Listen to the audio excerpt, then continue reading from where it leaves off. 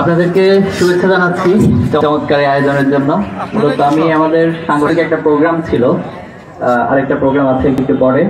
তো নামাজ পড়তে আসার পর জিজ্ঞেস করলাম যে এখানে কি প্রোগ্রাম হচ্ছে, ভাইরা বললেন ছাত্র দলের প্রোগ্রাম হচ্ছে। তখন বললাম একটু দেখা করে আসি। তো দেখা করতে আসার পরে মূলত ভাইদের পক্ষ থেকে বক্তব্য দেওয়া। তো আল্লাহর কাছে শুকরিয়া যে আল্লাহ তাআলা 5ই আগস্টের পূর্বের যে পরিস্থিতি ছিল, বাংলাদেশের ফ্যাসিবাদ কায়েম ছিল, আমাদের ভাইয়েরা আমাদের বোনেরা জীবন দিয়ে রক্ত দিয়ে সংগ্রাম করে আমরা সকলে সম্মিলিতভাবে একটি সুন্দর নতুন বাংলাদেশ পেয়েছি। আমাদের কাছে অবারিত সুযোগ আল্লাহ তাআলা দিয়েছেন।